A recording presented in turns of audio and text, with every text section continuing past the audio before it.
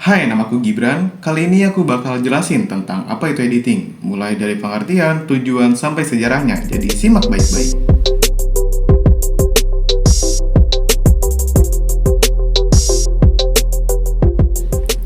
Editing dalam konteks video editing merupakan dasar kekuatan kreatif. Dengan kekuatan di mana foto tanpa jiwa direkayasa menjadi bentuk sinematografi yang hidup.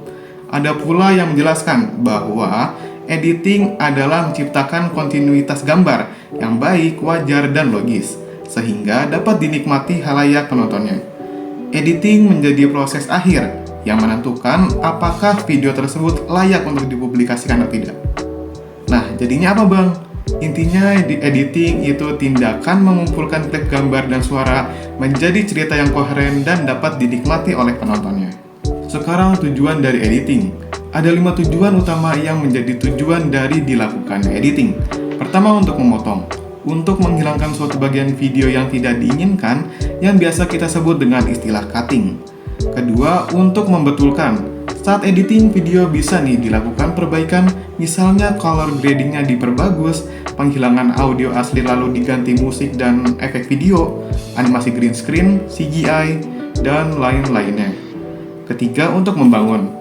Simpelnya sih, dengan editing ini diharapkan untuk bisa menghidupkan sebuah cerita yang ada pada video.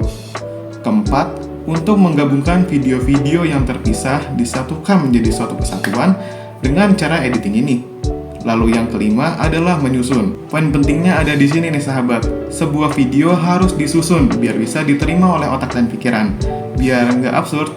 Makanya menyusun konsep dan alur dari naskah yang ada itu penting dalam suatu video. Sekarang kita bahas sejarah dari editing.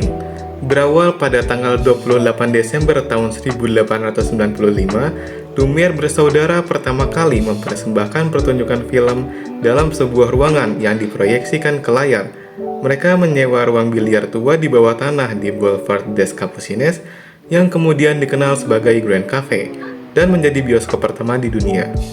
Louis Jean dan Auguste Marie Lumière adalah penemu sinematograf, sebuah kamera gambar bergerak 3-in-1 yang mencakup kamera gambar bergerak, film, dan proyektor. Mereka adalah perintis dalam penyutradaraan dan pembuatan film. Berbekal perusahaan ayahnya, mereka menjalankan bisnis fotografi, di mana Louis bekerja sebagai fisikawan, sedangkan Auguste bekerja sebagai manajer.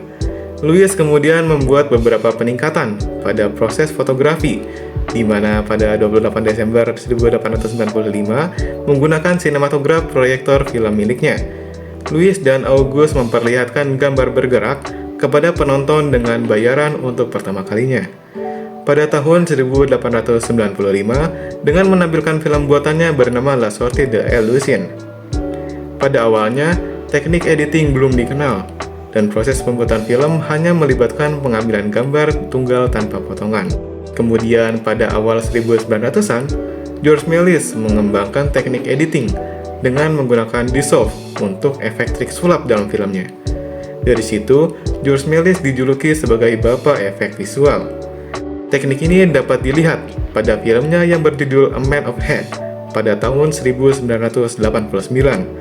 Pada film tersebut, George berusaha memberikan sebuah ilusi seolah-olah kepalanya terlepas namun dirinya tetap hidup. Kemudian perkembangan editing terus berlanjut pada tahun 1903. Edwin S. Porter menciptakan film The Life of an American Fireman yang mengandalkan pengambilan gambar berkesinambungan. Ia kemudian memperkenalkan teknik parallel editing, menggabungkan pengambilan gambar dari dua kejadian berbeda secara bersamaan. Selanjutnya, David Wark Griffith mengembangkan teknik parallel editing yang ditingkatkan oleh Porter untuk membangun ketegangan dalam aksi filmnya. Ia juga memperkenalkan konsep penekanan dramatik dan variasi pengambilan gambar seperti long shot, medium shot, close up, dan tracking.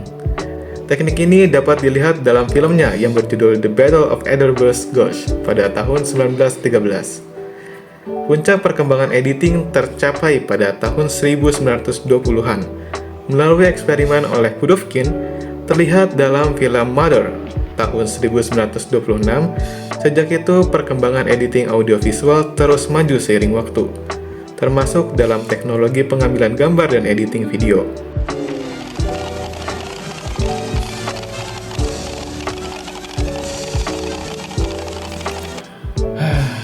ya. Jadi itulah tadi pembahasan mengenai editing. Saya Gibran Dona Farezi mengucapkan terima kasih atas perhatiannya.